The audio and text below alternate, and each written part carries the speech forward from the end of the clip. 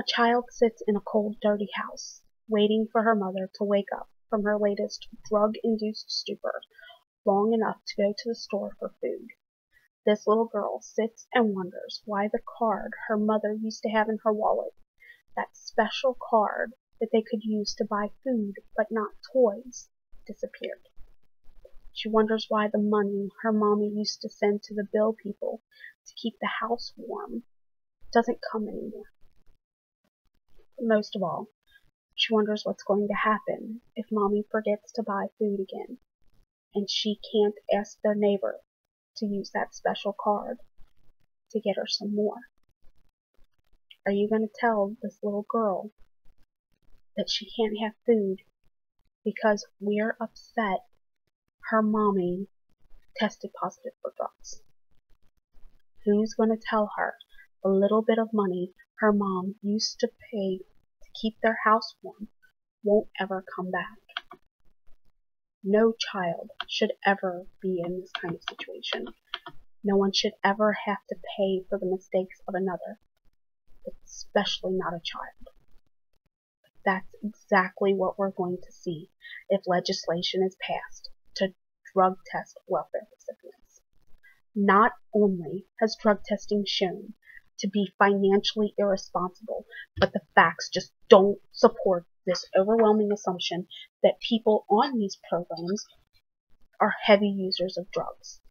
If this legislation passes, the children of the very few who actually test positive are going to be the ones who suffer. Not only are these facts that we need to seriously consider, but we also need to ask ourselves, why should we encourage more people to find ways to cheat this system? Now, the National Institute for Health found the percentage of welfare recipients who abuse drugs actually range only from 1.3 to 3.6 across all welfare programs. And those using any form of drugs were found to be only 3.8 to 9.8%.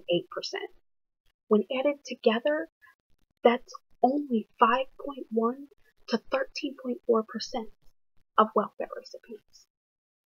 The Institute also found that the rates of drug use among non-welfare receiving people were fairly comparable at 1.5 for abuse and 5.1 for any type of use at all.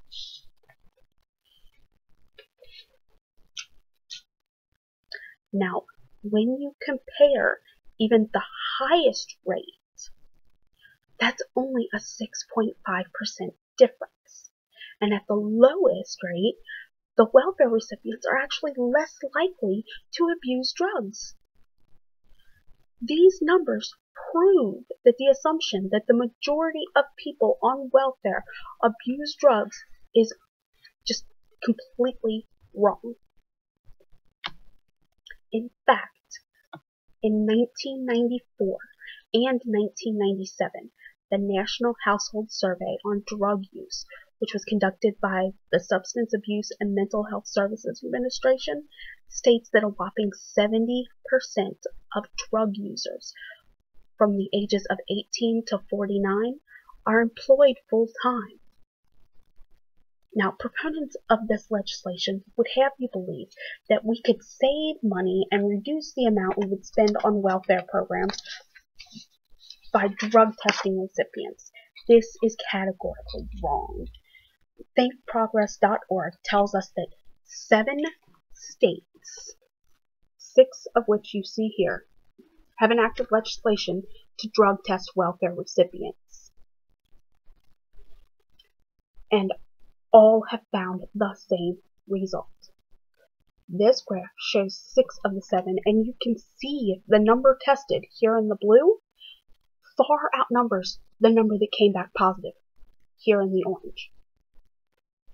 In fact, in the entire year of 2014, 446 of the state of Missouri's 38,970 welfare recipients were tested. Only 48 of that 446 tested positive. Now, this program had a budget of $336,297 for that year. So unless we're willing to believe that all 48 of those families were taking home over $7,000 each, the program spent more than it saved by denying these families the help they needed. Similar so-called success rates can be seen in Kansas, where only 65 applicants were tested. 11 came back positive and 12 failed to make their drug screening.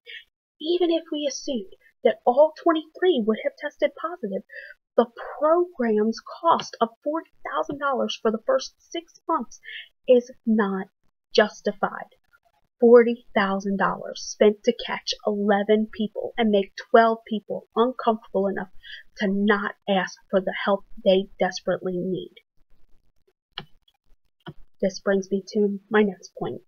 Even if the nationwide implementation of drug testing defies the averages we've already seen and decreases spending, how many people are being hurt in the process?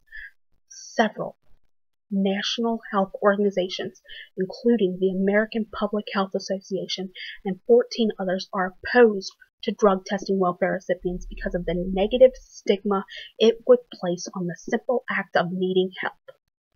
How many children are going to go without food, not because their parents are using all the money they get on drugs, but because they don't want people to think they're abusing drugs? My final point is that even if we implement random drug testing for all welfare recipients, there's no reason to believe we'll catch everyone who's abusing the system. I'm not going to name names here, but I know people who have passed random drug tests only because they knew how to get a negative even though they should have tested positive. It does happen. Websites like drugtesttips.com actually have a runner along the right-hand screen of various articles on how to pass a drug test in as little as 1 week, diluting urine to pass a drug test, and even an article on hair follicle drug tests.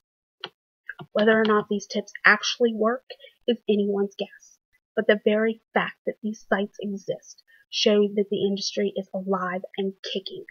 People are already using tricks like these to pass tests they should be failing. Why should we encourage more to get on the bandwagon and promote an industry that's doing well enough on its own? Don't let this happen. Don't let children sit hungry and cold because of their parents' mistakes. Don't encourage people who are already bucking the system to find more clever ways to trick the system. Vote no on legislations that would drug test welfare recipients. When legislation like this comes to Kentucky, stand up and speak out. Don't let ignorance and prejudice steal your tax dollars to fund a financially irresponsible and ultimately ineffective cause. Don't let that little girl sit cold, hungry, and dirty and wonder why the world gave up